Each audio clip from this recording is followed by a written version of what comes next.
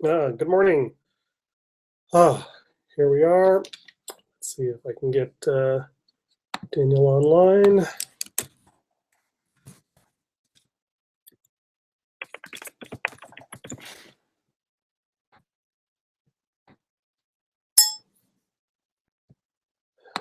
This morning we're looking at Book of Job. Morning, Daniel. Morning. How's your weekend? Um, okay. Actually, there were parts of it that were really good, and there were parts of it that were um, not so great. And I was up really late with Kelly last night, Hmm. so but it's good. Yeah. Right, it's very, very dim. I don't know if you're being backlit or what. Better. Oh, yeah, let's pray. God, it's been quite a roller coaster. You are good and you are faithful. The circumstances are challenging, and our emotions are like flags in the wind that twist and turn with every little gust. Help us to be anchored in you. Help us to lay a solid foundation of your word and your truth. Help us to lay a good foundation for the work we do today so that we can build on it in the weeks ahead. Lord, I have very little idea what's going to happen next, but I thank you that you are good. You are faithful. I thank you that Daniel's here. You've called him and prepared him for such a time as this. Lord, help us to make the most of the time we have together. Yes, this in Jesus' name. Amen. So the passage my parents sent for the morning was Job, which is always a little weird. Uh,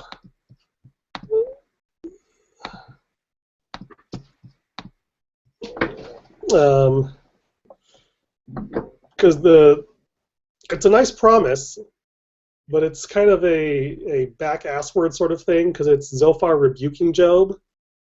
And I'm always never quite sure what to do with those passages in Job where they say all these nice things about God, but it ends up being more of a curse than a blessing to Job. hmm Um, but I'm just going to submit to my parents and go with it. So then you would trust because there is hope, and you would look around and rest securely. You would lie down, and none would disturb you, and many would entreat your favor. Oh, God, um, I can't afford to be picky. I need to receive whatever blessings you have for me through whatever circumstances and directions they come from. Well, I pray that you would be killing my pride this week, or that I would hold tightly to you, but only loosely to my understanding of you, and that I would be able to look around and see what you are doing and respond to it, even if it's not what I expected or what I wanted. Lord, I feel like you have said that you will provide for the Swan Factory and you will provide for me and you will give us a way forward. Though I don't know how. I know that there's lots of opportunities, lots of people to talk to, lots of stories that could be told. And I want to be faithful in doing whatever you want me to do as part of that process. But I don't want to be frantic in just trying to make things happen for the sake of making things happen. Help me to find the true path and hear your true voice in the midst of all of it.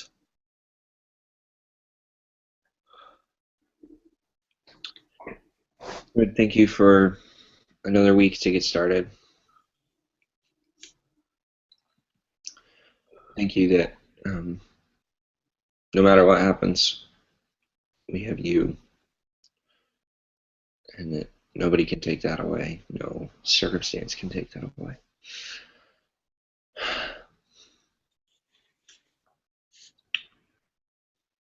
Or we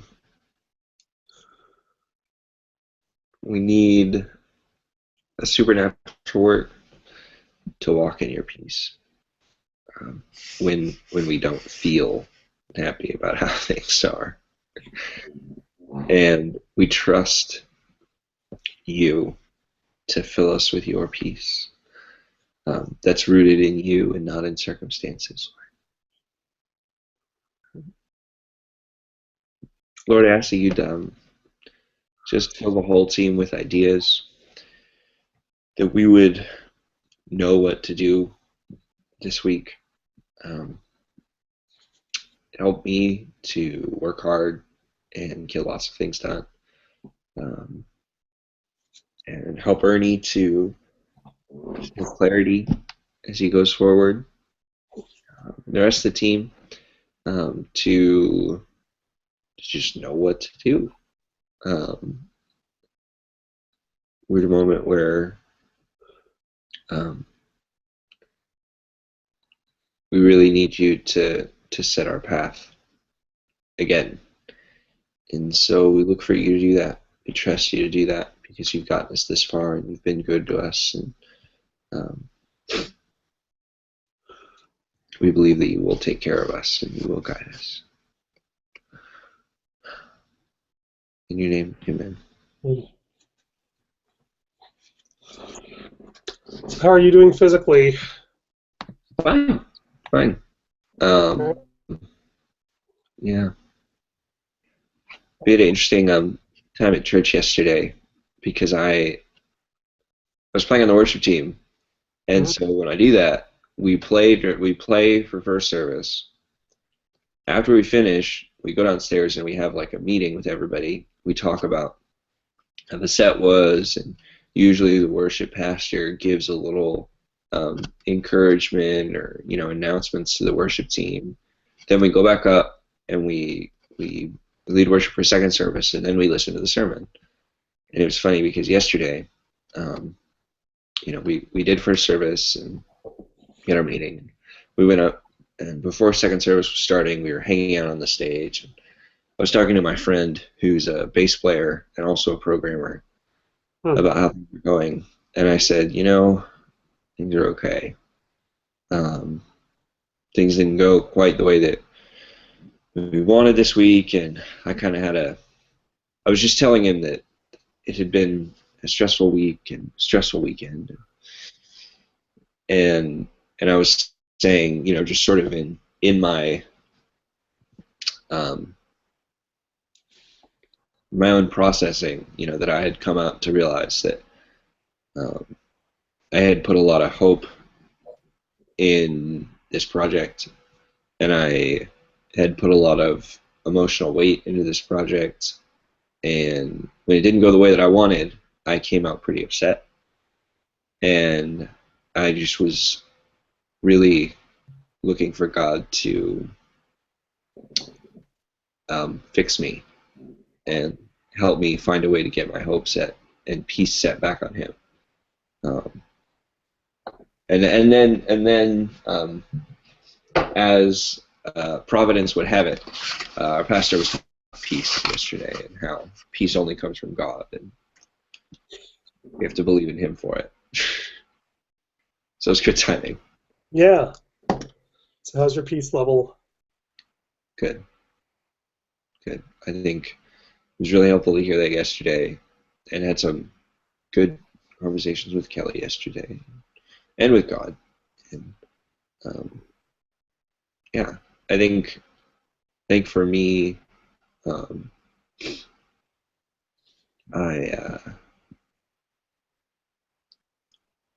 think I'm at a place where, as much as I am invested in Swan Factory and I have hopes for the Swan Factory,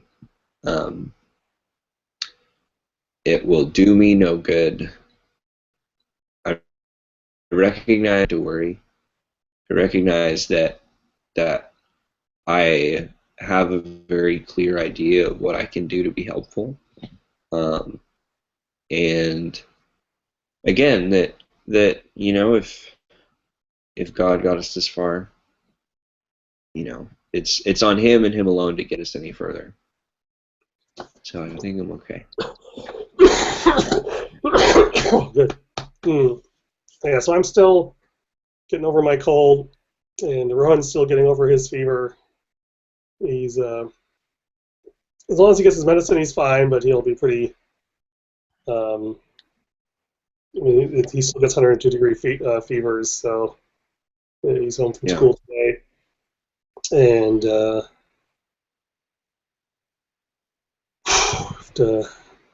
I need to call the nanny agencies some more tomorrow. So, um, whew. So I think I want to try and be fairly mellow today and just kind of get back into the groove slowly.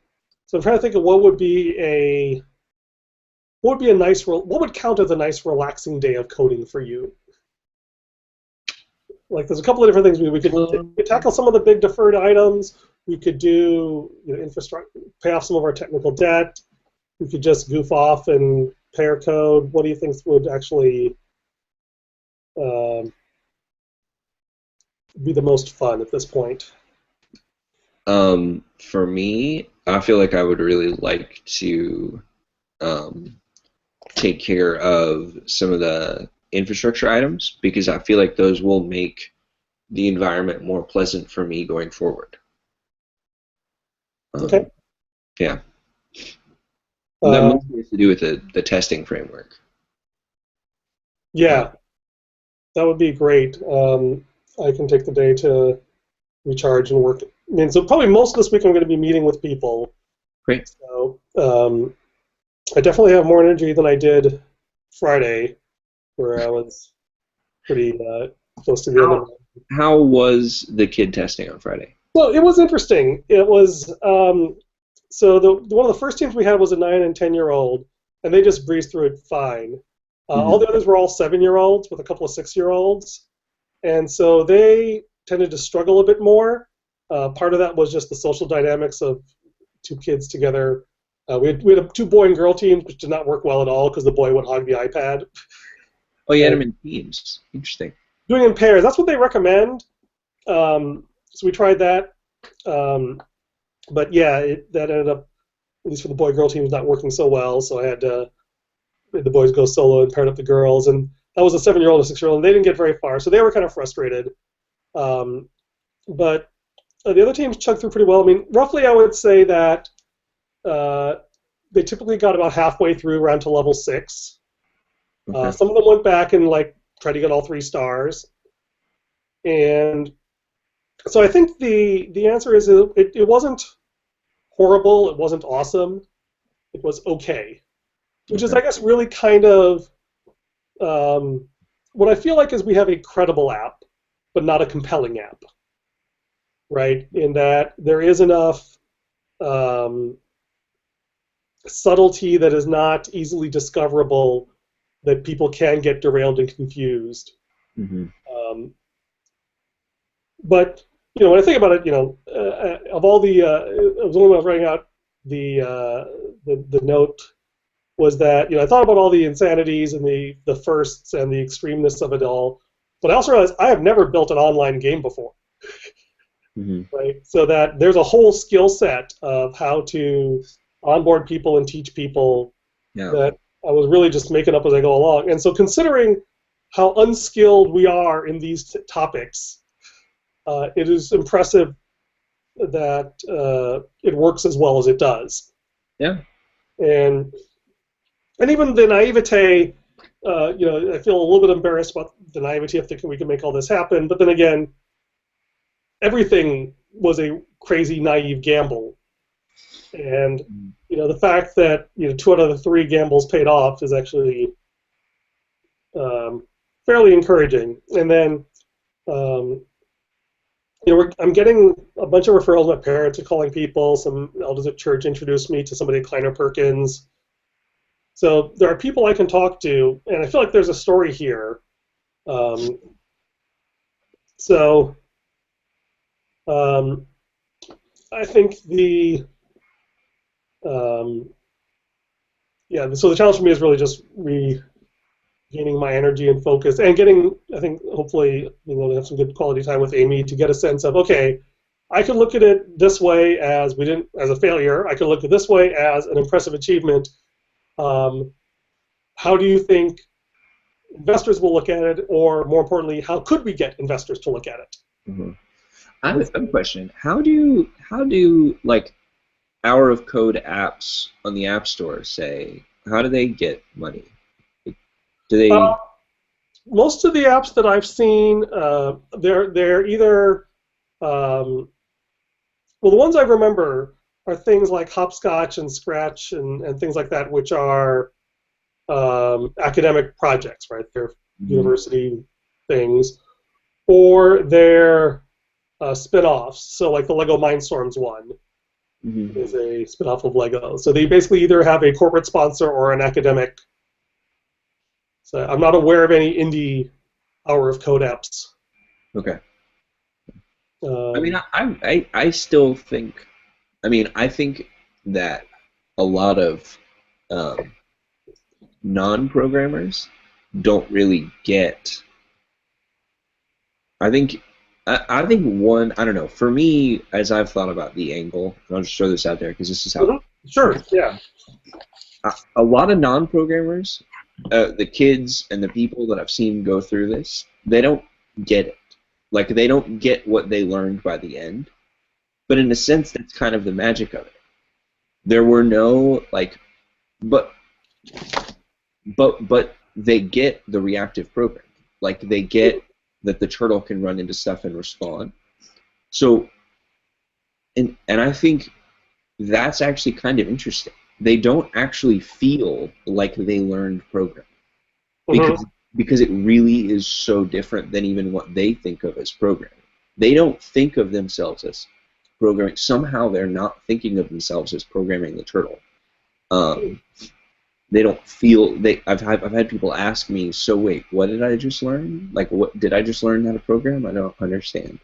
Um, but they learned reactive programming.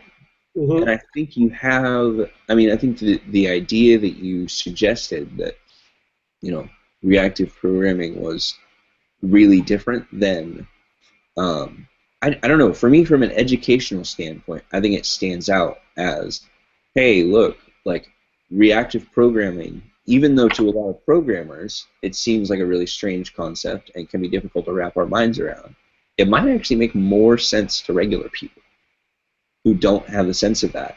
And this, like, our ability to teach this is so,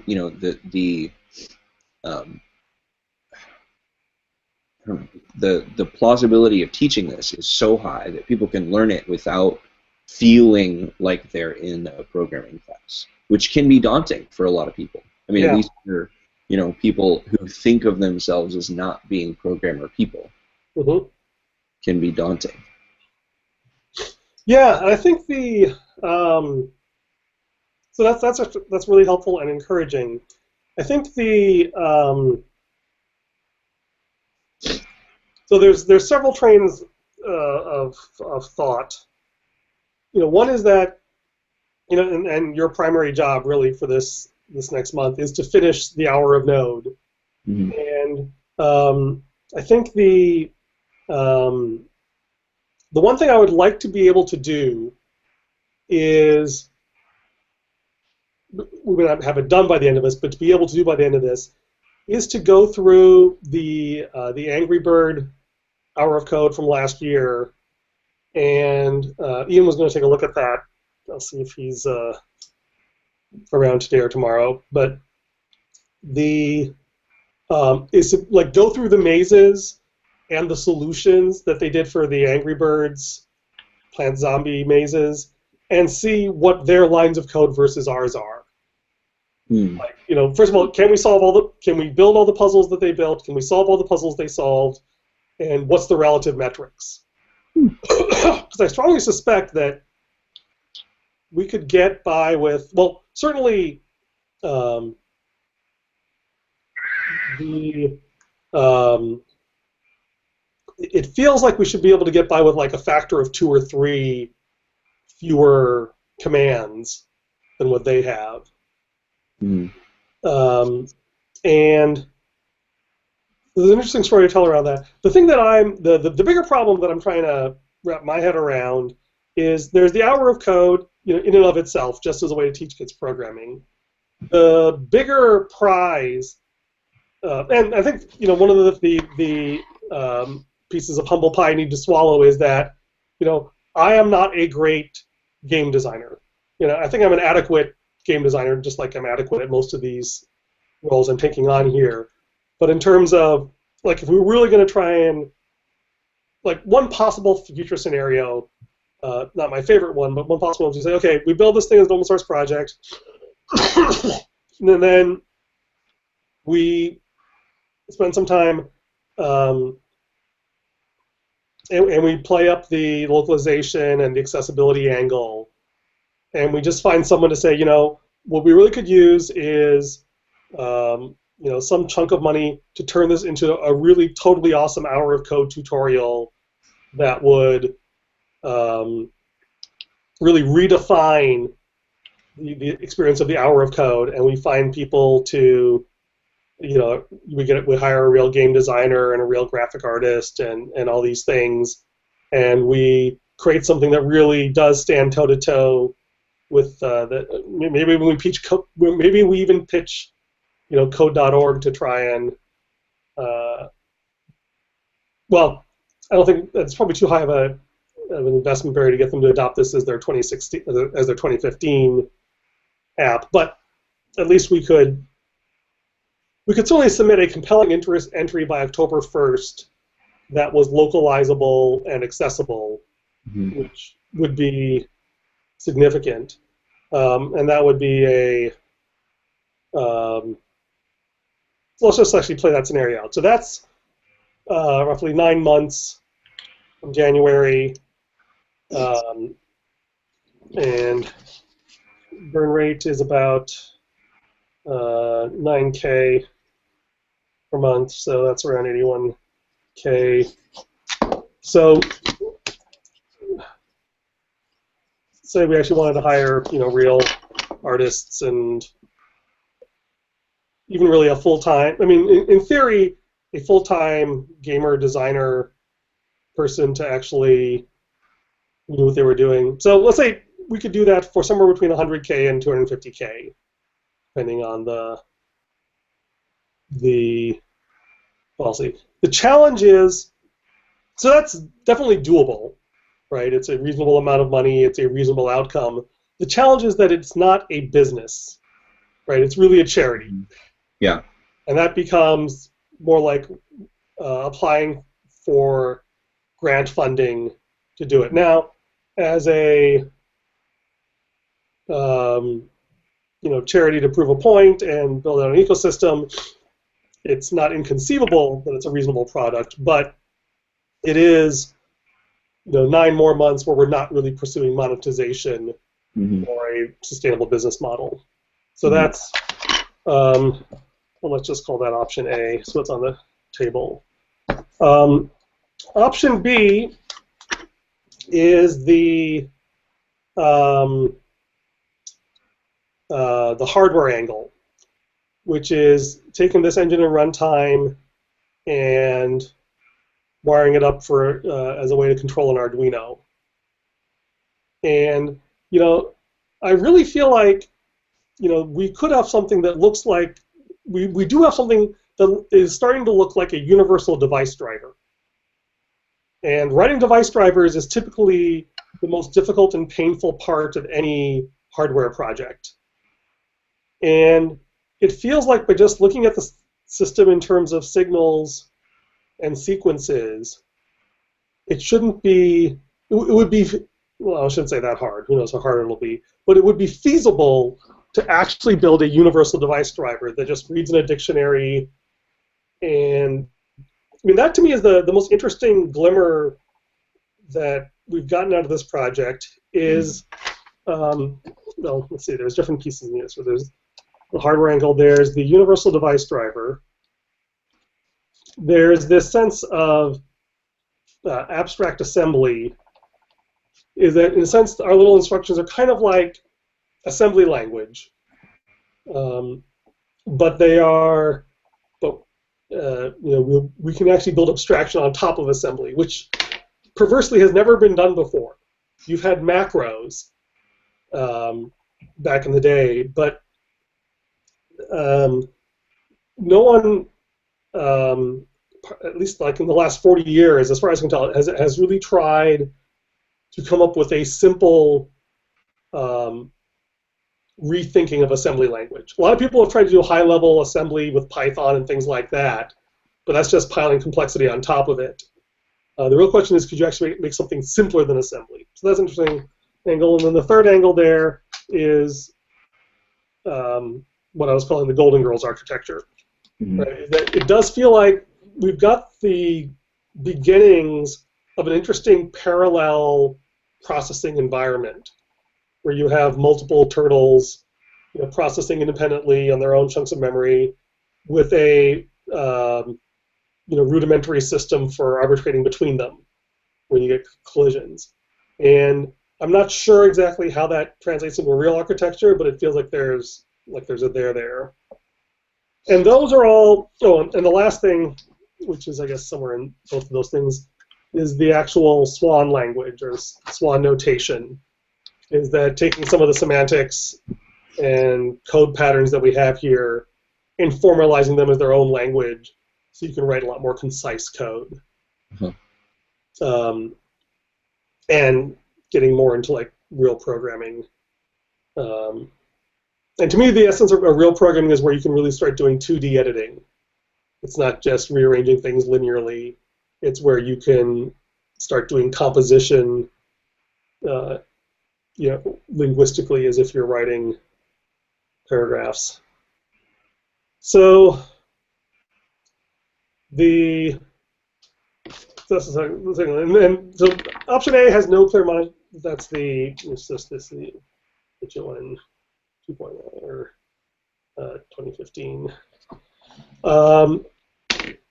The third option would be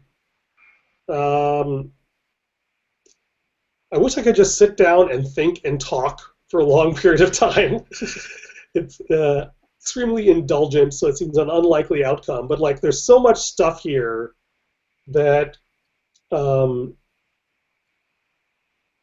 would be nice to be able to explain, and then to like, it's the sort of thing that if I still believed in academia, I would love to just sit down and write a thesis. Mm-hmm. To say, okay, there are all these ideas in here. Can I get a bunch of smart people and a hard-ass sponsor, advisor, and just be forced to sit down and do the background research and write it up clearly and document it and explain it in terms that people want. There is a small part of me that would really like that. The rest of me is sort of horrified at being stuck in academia and dealing with all the politics and weirdness of that. But let's just put that on there. Basically, it's a thesis. The hardware one feels like the only way to make that as a...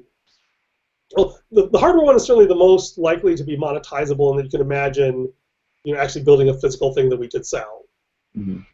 Though that it's its own massive levels of stress and challenge. So anyway, it was good to probably write that out. So I'm not sure what to do with all that.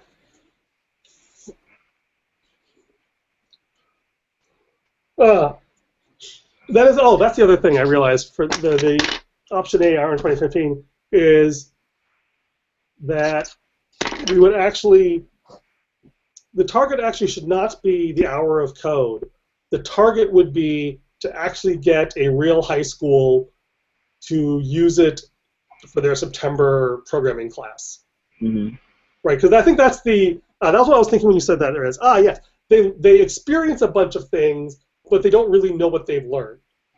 It's kind of the opposite of the academic problem, where you learn a bunch of stuff, but you haven't actually experienced anything. Mm-hmm. And that the ideal scenario really would be where they play with the game for a day, and then they spend the rest of the semester tearing it apart to figure out what they learned. I think I knocked this out in a blog post at least, where they can actually the dream is that then they actually spend time going through, okay, these are the concepts you learned, this is how it's implemented in the actual runtime, Mm-hmm. and walking through that whole process. I mean, that feels like that's the program course I would have loved to have taken in high school, Mm-hmm. right, where you actually get to see a real project and you tear it inside out and rebuild it yourself. Yeah. And that's, um, and the, uh, but I'm thinking myself in circles. It's like, yes, it's cool. No, it doesn't make any money. And figure out where it goes. The other angle that is in parallel with all of this is uh, I guess the kingdom angle. Um, and actually, let's throw another one there, which is the idea of a swan camp. The idea is that we've got something here pretty interesting, and we could turn it into, rather than going into high schools and things like that, turn it into a summer camp, right? There's lots of interest and lots of money and lots of Kickstarters and fundraisers for doing summer camps for kids, teaching them coding. And we could conceivably create a totally awesome swan camp, which would be um, more hands-on and probably more personally fulfilling than just creating pedagogy for high schools. Um, and you can do the whole, holistic thing where it's not just coding, but it's also life skills and devotionals and work ethic and emotional issues and all these sorts of things. Um, and a um, and in theory, one could actually do this as a profit-making thing, right? You make it as a high-end camp for rich kids. You can make quite a bit of money for it, and potentially, if you're willing to do it in 2-week blocks, you could do several of these things, some high income, some low income. And that wouldn't be a bad future, more than I have emotional energy to contemplate at this point, but it's an idea. The other story, which is not really the technical story or the product story, is the kingdom story, which is where it seems like we have the most accessible money is pitching it to Christian businessmen about the vision of this as a way to bring the kingdom of God into startups in Silicon Valley. And it feels like that's certainly nicer money to take. Mm-hmm. Have much richer conversations around that. And the question is then how do you which story how do we find people so actually that's actually one action item for you, is to ping your CIO friend and say, hey, we shipped, we have a product up on the site, and we're in the midst of looking for funding. Are you still interested in talking to us? Okay, I can do that. So, all right, I think that was helpful to talk that out a little bit, but I think my brain probably needs to reboot. So I will the rest, and so feel free to go ahead and see if you can fix the testing. Mm-hmm. I think that maybe for the next few weeks we'll kind of have the plan of making Mondays, principal Mondays, pay down the principal on our technical debt. All right.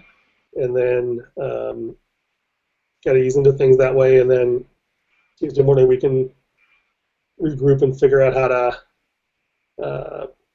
move the project forward. Okay. All right. Yeah, can I ask you one more question? Sure. Something that I mentioned, I created a task saying I wanted to use module exports instead. Yeah. So I was, yes. You want to talk about that? Let me. First of all, why don't you first of all explain to me your thinking? Okay, so right now, at the top of every time you require a module, you have to put brackets around it. Instead of like most node modules that you require. You just require it, and then you have your object. Mm. Um, it's I just want to change it so all we have to do is to require. It just looks to me it just looks weird. It's non-idiomatic, and it's 2 extra brackets per require, which to me actually was very confusing at the beginning. Mm. Why are we doing this? Yeah, it's not. It has no practical like change to anything. Ah, right. Okay. There were two things going on, and that's why I got confused. Is the reason for doing that is if we had multiple entry points. At the beginning, I had no idea uh, how many entry points are. Given that the goal, so I think that I'm happy with that if the goals have a single entry point per module, because then it is just the module equals the name equals the module. Mm-hmm. And the the done dialog didn't do that, which is why I was a little confused on to like how would it work in that case. Right, because the done dialog exports a world object and a URL. Or no, that's the change log. The I dialog. think it's the change. I think I did that more than once. So there's an object that exports a world and other properties. Right. Um, So if we're just going to go back, if the rule is going to be we just export one thing and that's the name of it, then I'm okay with the change. uh-huh. I guess I don't know whether that was a temporary thing until we get to refactoring it, or whether you think those things actually should be exporting multiple items. That's a good. I'll think about that, Right. and But I'll what let you know. it had to be as consistent as possible. Right, right, right. No, that's good. So if it's just so yeah, but you're right, given the fact that every module library actually only exports one thing, then the braces is a excessive bit of complexity, and we can streamline our EDM. That would be great. Mm. Yeah, it was really not an important task at all. Yeah. But I figured I would just explain to you what I was thinking. Okay. But that's a good question, and I will think about it and try to figure out what I think we should do. Because I have a feeling that I'm going to want to keep the dialogue the same as it is, just because of scoping issues. Hmm. So yeah, we should. I also, when I was doing the work for the metrics, I pretty significantly rewrote the done dialogue. Uh-huh. And one thing that, and I don't know how much of this is a style or philosophy thing, but like you had a lot of message push items where you were basically concatenating a bunch of items into there. I just placed it with one big long array. Mm-hmm. And and I do tend to be obsessive over conciseness, as you've noticed. Mm-hmm. And so the done dialog feels very weird to me because it has those multiple entry points, Mm-hmm. and I don't understand it well enough to know, I guess, why it's necessary. Okay. I can look at it again, and I will think about that. It's a good question. And yeah, so it's yeah, somewhere between philosophy and style, and we have more brain cells and energy, but we can just sit down and do a refactoring on it and see where we end up. One thing that I have noticed about Browserify that I'm pretty sure is different from the require that we have given to us by Browserify versus a real node require. Browserify's require appears to be like it appears to give you the same instance of a thing over and over again when you require it. Okay. Whereas I think in Node, if you require a file, it will give you different instances of that object every time. I think. Could be wrong. This is just how I think it works. And I think just the thing I've noticed, and it's sort of become part of how we do things, we are assuming that Browserify is not rerunning our code when we require it. Because otherwise we would run certain, there are certain files that would get rerun many times. Like, but I think we're assuming that Browserify doesn't rerun it. It just sort of gives us the instance of the object that it already created once. Hmm. I'm not sure if it matters. Mm-hmm. I'm not sure if it's significant, but it's just something I noticed. Yeah, that is an interesting point. Yeah, and right, most things are only loaded once, so it probably doesn't become much of a factor except for what are the things that are loaded that are Make is required a lot. right. Um, Right, make and my are kind of our utility functions. mhm. Those are the only ones I can think of offhand. Yeah, I require the changelog more than once as well, because the changelog holds the URL for sharing. So the done dialog needs to be aware of it, and so does. There are other places that Right, the URL required for sharing? Yeah, the actual URL of the custom level is managed by the changelog object. Ah, the custom one that was created. Gotcha. And right. What I'm saying is it works, it's doing what we want it to, everything seems fine, but it also seems like it's not the require behavior that I expect. Mm. In my head, when I think of require, I think of creating a new instance of requiring it fresh. But maybe that's not, maybe I think about it wrong. I don't know.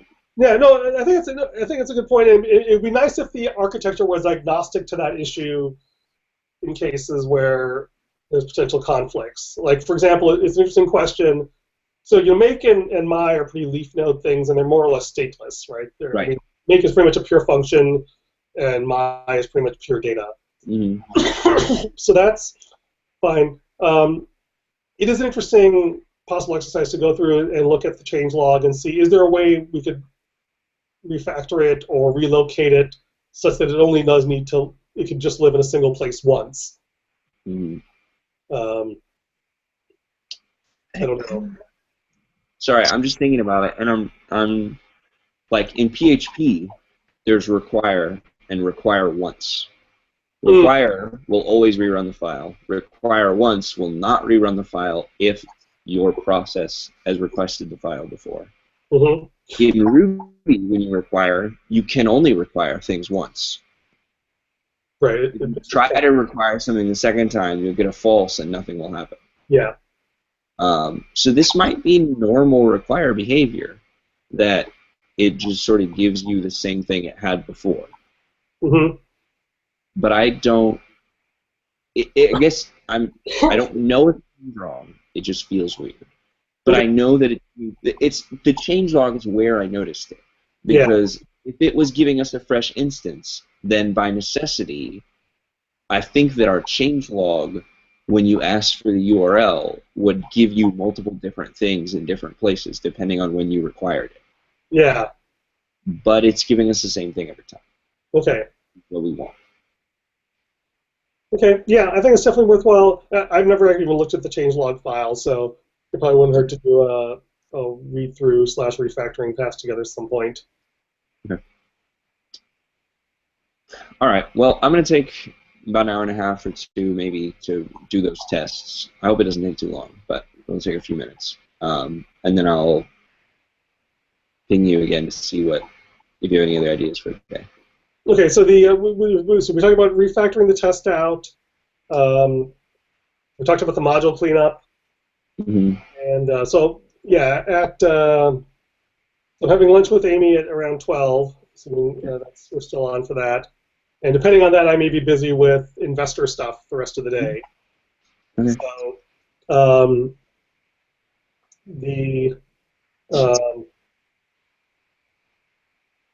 so there's plenty of backlog of things to look at if you. There is. Actually, and if I don't know what else to do, I have 2 branches that are halfway done. and so I'll probably go back and finish those for the sake of my brain. Yeah, why don't you just why don't we make Monday free day for you in terms of going through your backlog and your infrastructure itches, and then I think probably best for me to get into the investor mindset today as much as possible. Cool. So, I mean, if you get stuck, feel free to call me. Otherwise, I'll let you just plow through stuff, and we'll pick up Tuesday morning. Cool. Well, I hope you have a really good lunch with Amy, and we have a lot of good ideas. And you're welcome to CC me on your email to the either CC or BCC me. Oh, I will. All right. Definitely. Okay. Cool. Thanks, All right. Ernie. Have a great time. God bless you. Bye. You too. Bye.